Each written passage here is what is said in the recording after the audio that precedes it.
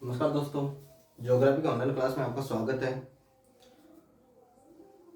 Writ के exam को देखते हुए अपन ज्योग्राफी संबंधित रिट के जो चैप्टर है उसकी क्लासेस चालू करेंगे, जिसमें अपन वर्ल्ड की ज्योग्राफी से स्टार्ट करेंगे।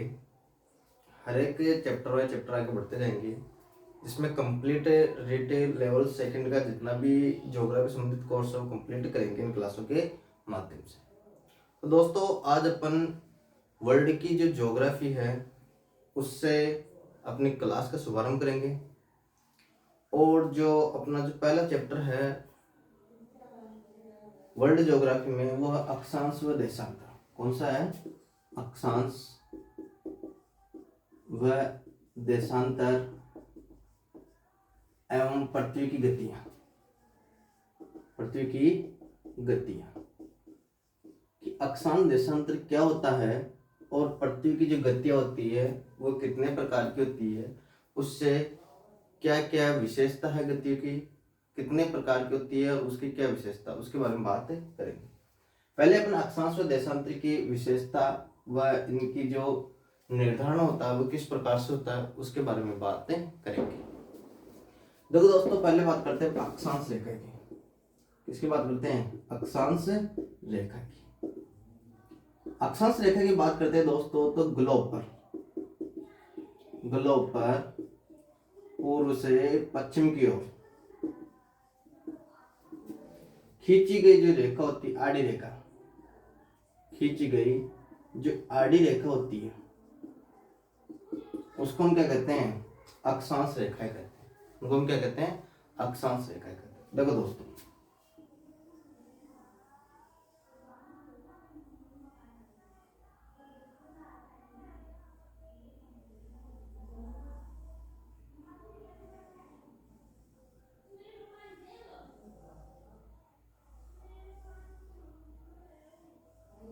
आपको जो दिखाई दे रही है दोस्तों, ये है अपनी कौन सी रेखा है?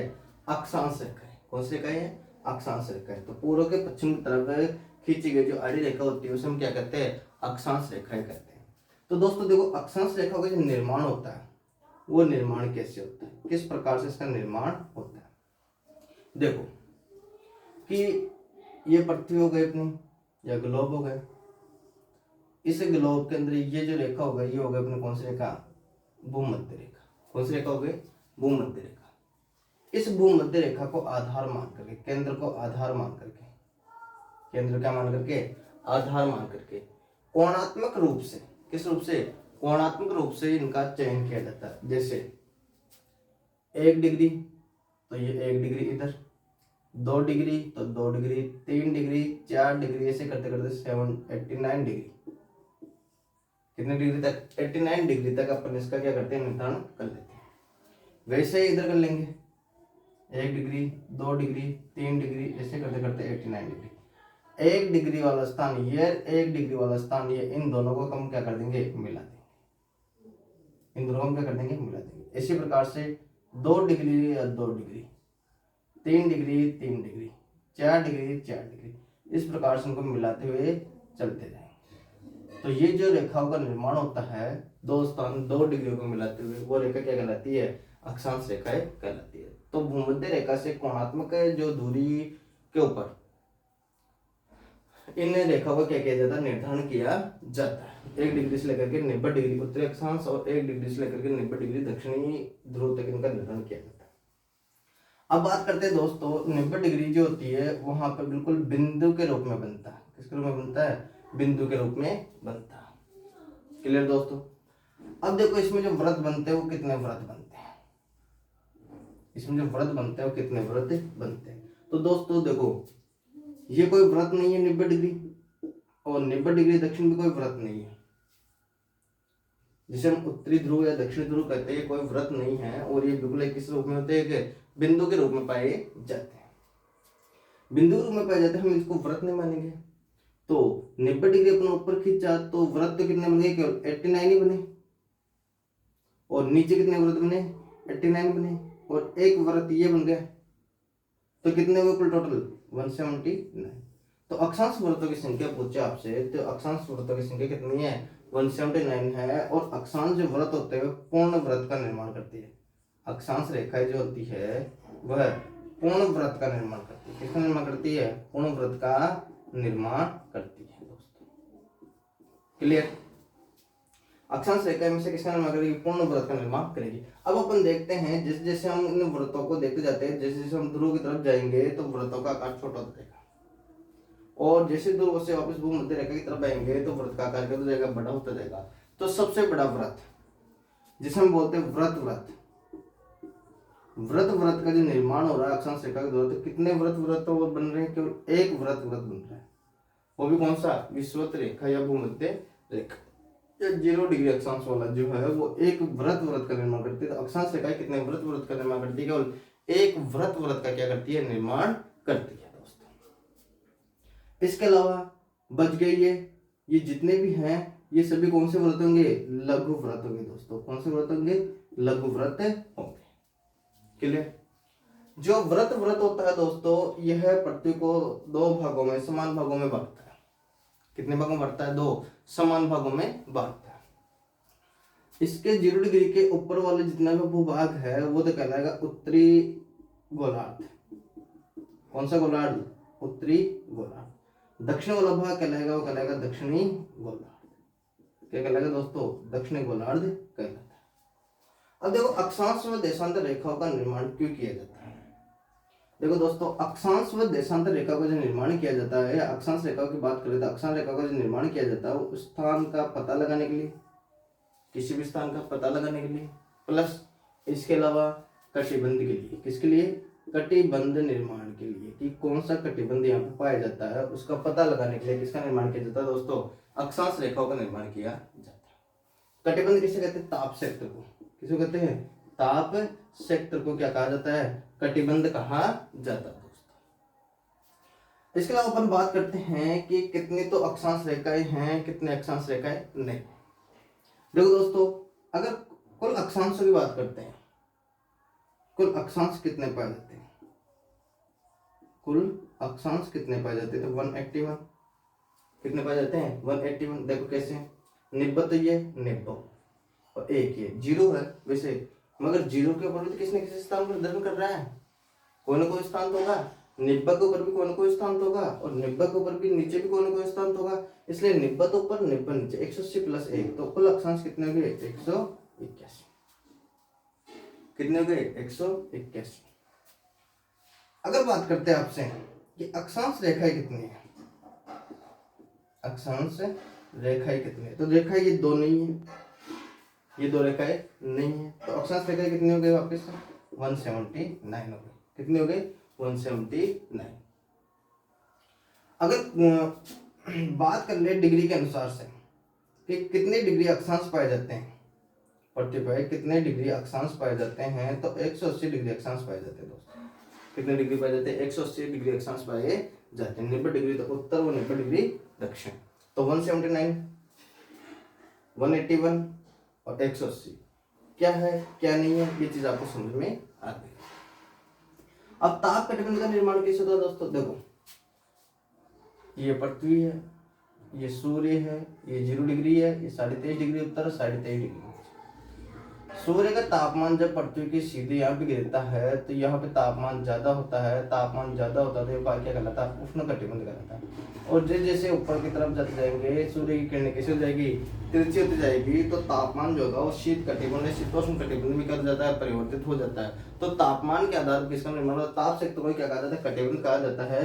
तो इन ताप कटिबंधों का निर्माण भी किसके द्वारा किया जाता है? अक्षांश रेखाओं के द्वारा ही किया जाता है दोस्तों। क्लियर हो गई चीज? क्लियर? तो अपन ने देख लिया कि किस प्रकार से अक्षांश रेखा का निर्माण होता है, अक्षांश रेखा किस काम में ली जाती है, क्या विशेषता है इनकी, कितने तो व्रत बनते हैं, कितने लघु व्रत बनते हैं। ठीक है, इसके आगे अपन बात करते हैं। तो जो व्रत लघु व्रत है या जो व्रत है ये पृथ्वी को 2 समान भागों में बांटता है। इसके अलावा कौन से भी जो लघु व्रत है वो किसी प्रकार के 2 समान भागों में नहीं बांटते हैं। क्लियर? आगे अपन ने बात कर ली इसके अलावा उत्तरी गोलार्ध व दक्षिणी गोलार्ध की बात कर ली। ठीक है, 90 डिग्री उत्तर, जितने भी जो अक्षांश रेखा होगी उत्तरी गोलार्ध में इसे तो बोलेंगे उत्तरी अक्षांश रेखाएं। कौन सी रेखा है? उत्तरी अक्षांश रेखा है। दक्षिणी गोलार्ध में जितनी भी अक्षांश रेखा है इनको हम क्या बोलेंगे? दक्षिणी अक्षांश रेखा है। कौन सी रेखा है? दक्षिणी अक्षांश रेखा है। यहां तक की अपन ने बात कर ली। आगे बात करते हैं दोस्तों अपन देशांतर रेखा। किसकी बात करते हैं? देशांतर रेखा की, कि किस प्रकार से देशांतर रेखा का निर्माण किया जाता है। एक बार सुनो।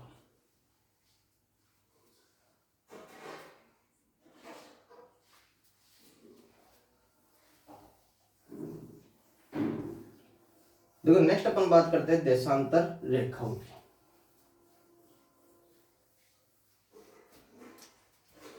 नेक्स्ट बात करते हैं अपन देशांतर।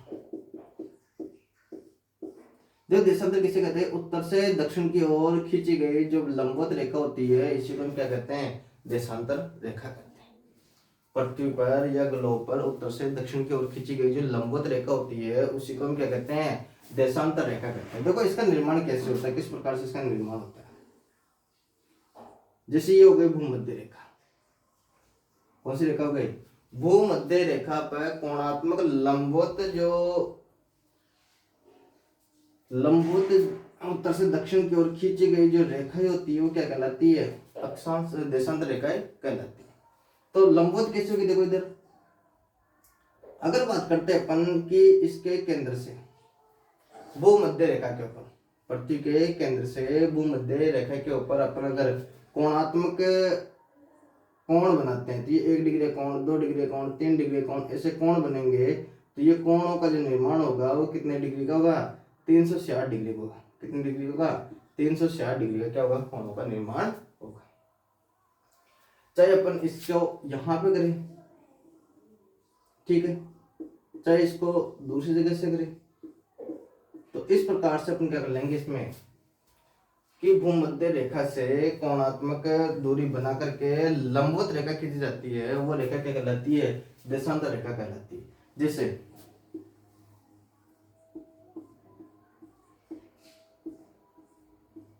जैसे अगर बात करते हैं 1 डिग्री है, ये 1 डिग्री है, ये 1 डिग्री है, और यहां से अगर कोई रेखा खींची तो देखो ये हो गई एक देशांतर रेखा, दूसरी हो गई ये देशांतर रेखा, तीसरी हो गई देशांतर रेखा। इस प्रकार से किसका निर्माण किया जाता है? देशांतर रेखाओं का निर्माण किया जाता है।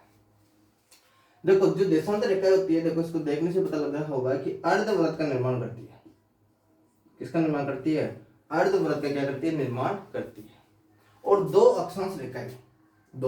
अक्षांश रेखाएं मिलकर पूर्ण वृत्त का निर्माण करती है। दो देशांतर रेखाएं मिलकर किसका निर्माण करती है?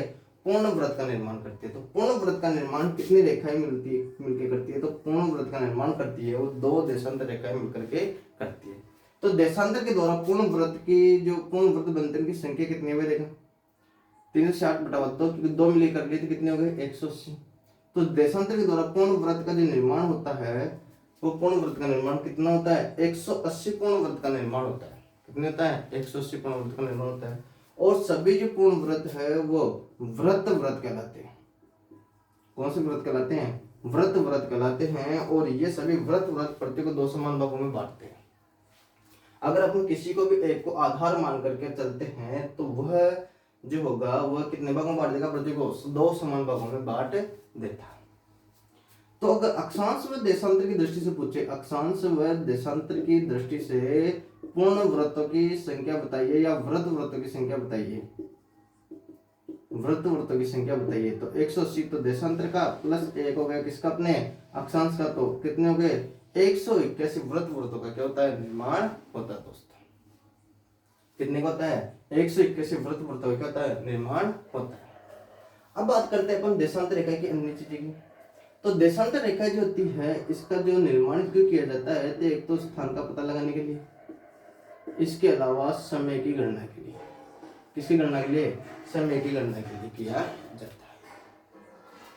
अब 360 डिग्री अक्षांश है। कितनी डिग्री अक्षांश है? 360 डिग्री अक्षांश है। और पृथ्वी अपने अक्ष पे जो घूमती है 24 घंटे में घूर्णन करती है। कितने घंटे में करती है? 24 घंटे में घूर्णन करती है। 24 घंटे में घूर्णन करती है तो एक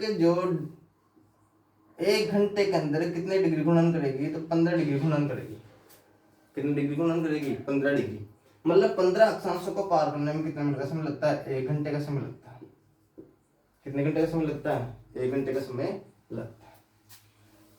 एक घंटे में अगर अपन बात करते हैं तो एक अक्षांश को पार करने में कितने मिनट का समय लगता है? 4 मिनट का समय लगता है दोस्तों। कितने मिनट का लगता है? 4 मिनट का समय लगता है। 15 को पार करने में 1 घंटे का समय लगता है और 4 मिनट का समय लगता है एक देशांतर को पार करने में दोस्तों। पृथ्वी इस प्रकार से घूर्णन करती है तो बारी बारी से हर एक अक्षांश जो होता है वो सूर्य के सामने से होकर गुजरता रहता है। तो एक अक्षांश रेखा को घूमने में जो समय लगता है, पार करने में जो समय लगता है सूर्य के सामने से गुजरने में, वो कितने मिनट का लगता है? 4 मिनट का लगता है। और 15 को कितने मिनट का लगता है? 1 घंटे का लगता है। इस प्रकार से अपन क्या कर सकते हैं? समय का निर्धारण करते हैं। जिस समय का निर्धारण किया जाता है दोस्तों, हर एक देश में अलग अलग समय मानक रेखा मान लिया जाता है और उस समय मानक रेखा को आधार मान करके उस देश की क्या की जाती है? समय की गणना की जाती है। ठीक है, आगे बात करते हैं दोस्तों कि किसी भी स्थान का पता लगाने के लिए कि अक्षांश रेखाओं से अपने को कंप्लीट देशांतर मतलब स्थान का पता नहीं लगता, लेकिन अपने को अक्षांश और देशांतर दोनों का ज्ञान है तो हम आराम से किसी भी स्थान का क्या लगा सकते हैं दोस्तों? पता लगा सकते हैं। जैसे जैसे अक्षांश रेखाओं की बात करते हैं, ध्रुव पर इनकी जो बीच में जो गैप होता है, जो जगह होती है, इनकी जो दूरी होती है वो बिल्कुल घटती जाती है और जैसे जैसे भूमध्य रेखा की तरफ आएंगे इनके बीच की दूरी क्या होती जाएगी? बढ़ती जाएगी दोस्तों। ये देखो, ठीक है, ये देखो दोस्तों, और ध्रुव जाती है बिल्कुल क्या हो जाती है? शून्य हो जाती है। और इनके बीच में जो गैप पाया जाता है दोस्तों, इनके जो बीच में गैप पाया जाता है वो 111.31 किलोमीटर का क्या पाया जाता है? गैप पाया जाता है। लगभग 111.31 किलोमीटर का क्या पाया जाता है? इसके बीच में गैप पाया जाता है। दो देशांतरों के मध्य की दूरी पूछे विषुवत रेखा पे तो कितनी है? 111.31 किलोमीटर। और जैसे जैसे अपन ध्रुव की तरफ जाते जाएंगे इनके मध्य की दूरी कम होती जाएगी और ध्रुव पे आते बिल्कुल क्या हो जाएगी? शून्य हो जाएगी दोस्तों। आगे बात करते हैं अपन कि पृथ्वी की गतियां। पृथ्वी की गतियां देखो, पृथ्वी की गतियां दो प्रकार की होती है। कितने प्रकार की होती है? 2 प्रकार की पृथ्वी की गतियां होती है दोस्तों।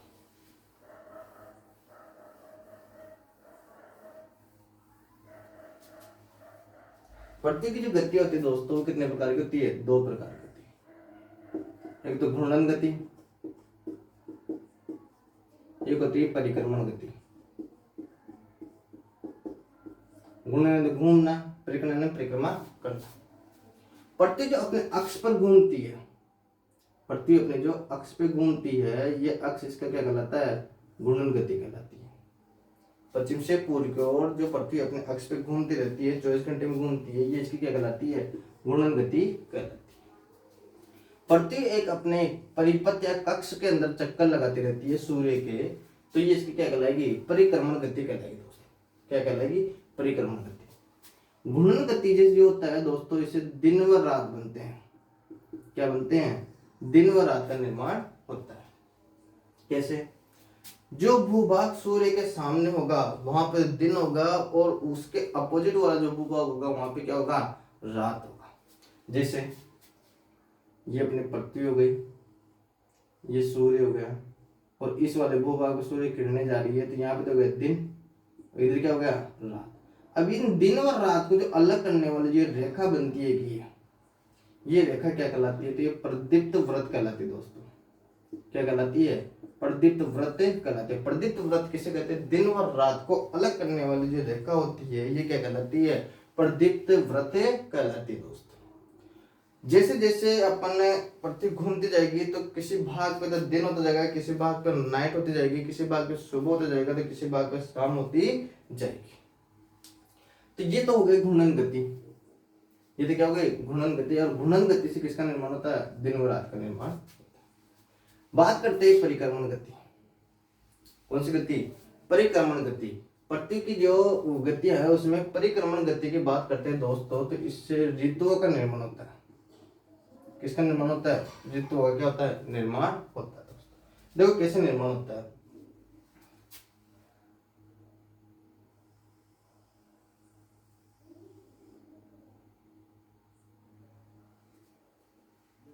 देखो दोस्तों इधर से बात करते हैं।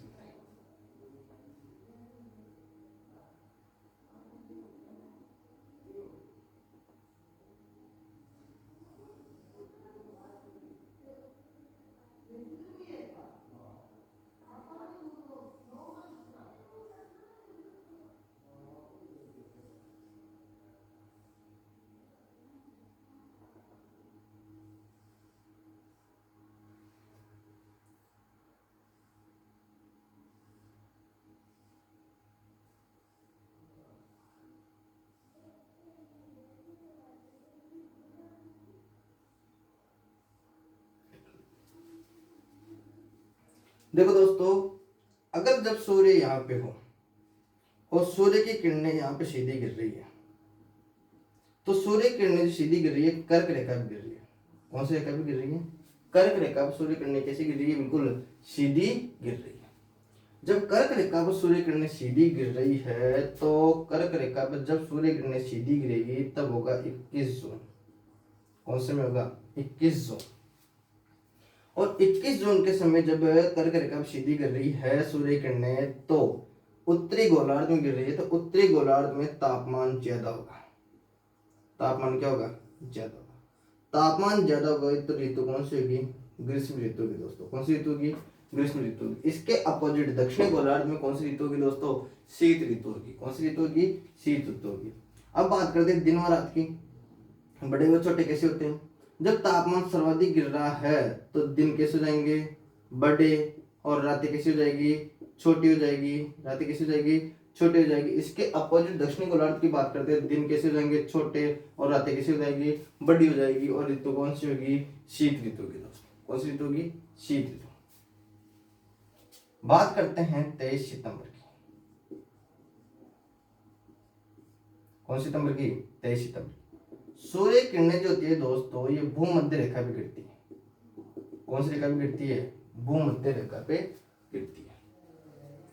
जब भूमध्य रेखा पर इसकी सूर्य किरणें गिरती है तो ना ही तो उत्तरी गोलार्ध में सर्वाधिक तापमान रहता है, ना ही दक्षिण गोलार्ध में सर्वाधिक तापमान रहता है। तो तापमान कैसा रहता है? समान रहता है। तापमान कैसा रहता है? समान रहता है। जब तापमान समान रहता है दोस्तों, तो ये ऋतु कहलाती है शरद ऋतु। कौन सी ऋतु? शरद ऋतु। दिन व रात कैसे हो जाते हैं? बिल्कुल बराबर हो जाते हैं। दिन व रात कैसे हो जाते हैं? बराबर। बात करते हैं